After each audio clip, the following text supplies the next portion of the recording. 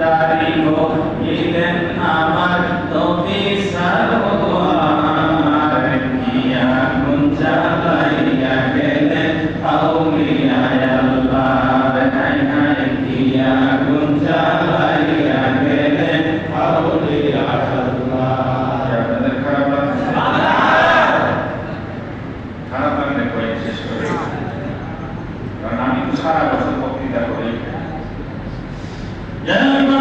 বলতেছিলেন আল্লাহ